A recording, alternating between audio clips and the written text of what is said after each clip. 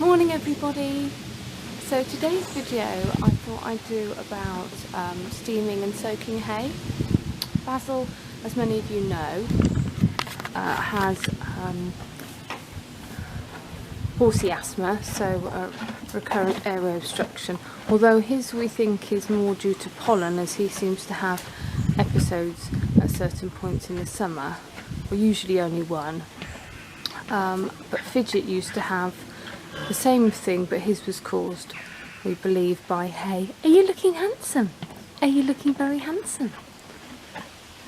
So Fidget had soaked hay for a long time, and Basil has as well for the last few years. Being an ex-race horse, it's certainly possible that he has got some damage to his lungs anyway. Stuppy, you can't eat my hand, it's not tasty. But obviously we're not really sure about that, so I steam it now because I have a steamer, which I got just before Christmas. So I thought I'd talk about the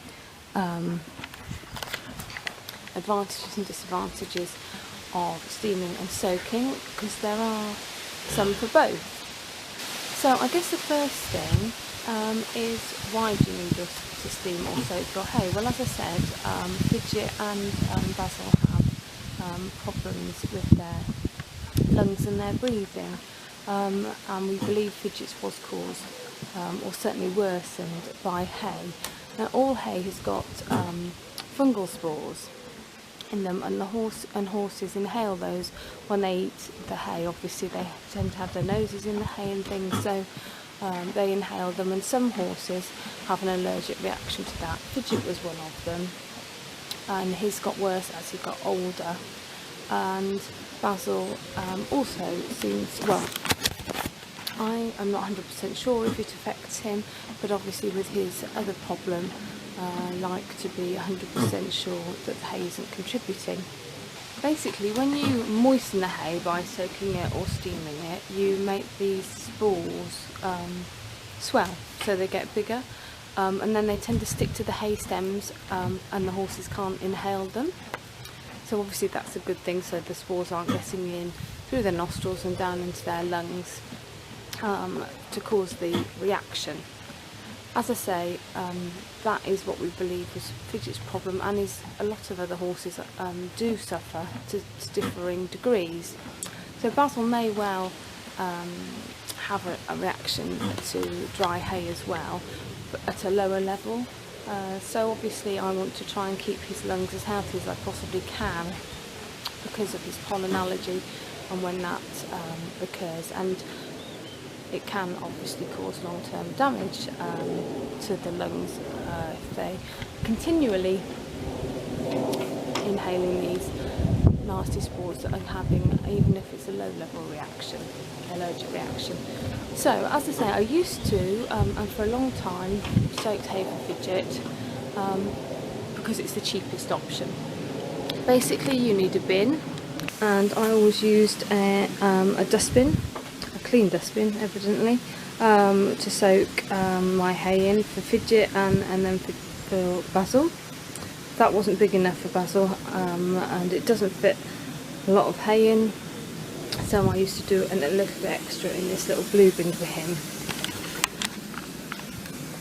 Now, as I say, obviously it was cheaper because all I needed was a container, and then you just fill it with water and put your hay net in there for half an hour to an hour. They used to say soak it overnight, but then they discovered that tends to leach out all the nutrients as well, so that's not much good if they're obviously eating for nutrients as well as energy. So the recommendation is sort of 1 to 2 hours, or half to an hour, sorry,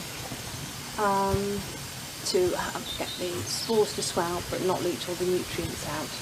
The other disadvantage of soaking the hay is that really, generally, however long you let it drain afterwards, because then you have to get the hay out of that bin, so either by tipping the bin over, which is preferable because lifting it out is very, very heavy, to try and get rid of the water, or as much of the water as you can, but inevitably you always end up with the hay is still really wet, which A means the hay net's really, really heavy to try and get to your stable, and B, it will still pour water out the bottom when you hang it up, or if you leave it on the floor.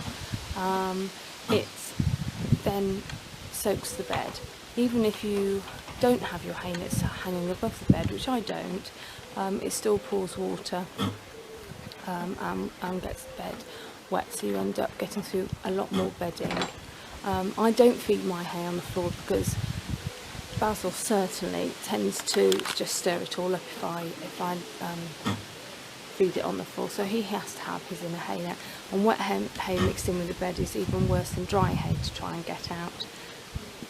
So that's another disadvantage of soaking hay, and equally it goes mouldy quite quickly, so really if they don't eat, you just have to clear the stable out of all wet hay if they haven't eaten it very regularly, because it goes mouldy, and obviously then you're producing a whole nother different sort of spores for your horse to breathe in. So the other option you've got is steaming hay. Now it used to be that you just best way to, and still a cheap way of doing it, is have a plastic feed bag or something, put your hay in, and then you pour a kettle of water, boiling water in, or two, seal the top, and then that will steam. That worked to some extent. It didn't always penetrate all the hay. Obviously then you can't do huge amounts at a time either, so that's another option. Now you can get special sort of containers and stuff for hay steaming, and I saved up and got one just before Christmas, which I am pleased with. It has made a big difference. The hay nets are much lighter to carry in and out into Basil's stable, which actually makes quite a big difference. They're not so wet, obviously, which is the reason they're not so heavy, so they don't soak the bed either, so they're not producing lots of mould in the bottom on the floor and making the bedding wet and that sort of thing. But the horses, or Basil, Chesney would like to have it, to be honest, but Basil finds the hay is much, much tastier. He digs in like no tomorrow with it, really. He really enjoys it, and it lasts a bit longer before it goes mouldy, so it's okay the next day if he hasn't quite finished it. He can have what he had left the next day, whereas I wouldn't do that with soaked hay because it's not very nice after the first day. And steaming usually seems it for 1 to 2 hours, certainly in the box I've got. That tending to depend on how you are delivering the steam into the box, and the it's not really a machine, but the thing that produces the steam into the box, and it is expensive. I bought this machine, it's not really a machine, I'd say. I bought this thing before Christmas, and I'll put a link in the blog, but the box below, because I did write a blog about this. I bought this box, which I'm really, really pleased with the box, which has got the temperature gauge on the stuff, and it's basically a wallpaper stripper which produces the steam. It wasn't this one, which I will come to in a minute. And basically the hay nets are in here.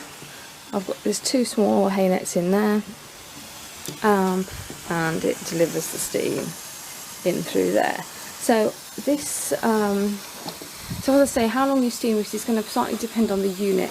Now the old steamer unit that I had, it took quite a long time to get up to temperature, because obviously it's got to be nearly 100 degrees to steam. It's not at 100 degrees in that box yet, but you can maybe see the steam a little bit coming out the sides, a tiny bit. So that is steaming. This one lasts, so it has to contain water, so you fill it with water and you plug it in, and then it heats up and produces the steam, which goes, as I said, through the hose into the box. So it all depends on how much water will fit in the container. Now the old container used to have up to 2 hours of water in it, so it could steam for up to 2 hours, and it needed that because, to be honest, it took nearly an hour to get up to temperature where it would produce steam. That's the one that I bought with this box. Unfortunately, it broke about a month ago, so it lasted 6-7 months probably, being used every day, and we were cleaning it for limescale as recommended, so we're not quite sure, it just stopped working one day. So sourced this other one, which was not cheap, I have to tell you, and this one will only steam for an hour and a half. However, it gets up to temperature within 20 minutes, so it's still steaming for just over an hour. So, and that fits really well, really, because having to hang around, wait for it to steam, to heat up and then steam for 2 hours, when you can't really leave it because I've got the electric wire and stuff, is a pain. So only having to be here for sort of an hour and a half to make sure it's okay fits better, because obviously it's on, the horses are in, electric. I don't really like to have all this on if I'm not here. Well, I wouldn't have this on if I wasn't here with the horses in the stables. So, you can really see the steam now, so it's really going now. So obviously you are going to need an electric plug for your steamer, and you don't want to plug it in inside, because steam inside is not good for whatever's in the room you're in. So you do really need to have it outside. So although it's quite an expensive setup, and I have had to replace the unit that produces the steam, I am pleased with the results. So when it works, it's fantastic because it's lighter to move, it's tastier, the bed doesn't get as wet, I don't get nearly as much waste hay either. Basil used to waste wet hay, but I don't get the waste with the soaked hay because I think it's so tasty. So yeah, on the whole I am pleased, but soaking is a good cheap option, and as long as you don't soak it for too long, it has the same benefits as the steaming, but a few different disadvantages.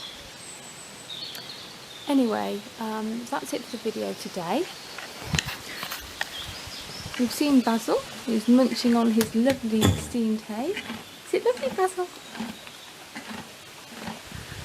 And before we go, we'll say hello to Tommy. Oh, that's a face, Thomas. That's a funny face, Thomas. How are you doing today? Hey? Because I'm just about to have a sleep, please. Good boy. I'm not forgetting Tisney, who is munching on his hay. He has the sun coming through his window, so it's a bit more tricky, and a very, very dirty cheek. I think you need a brush, Chezza. Anyway, thanks very much for watching, and I'll see you again next week. Bye.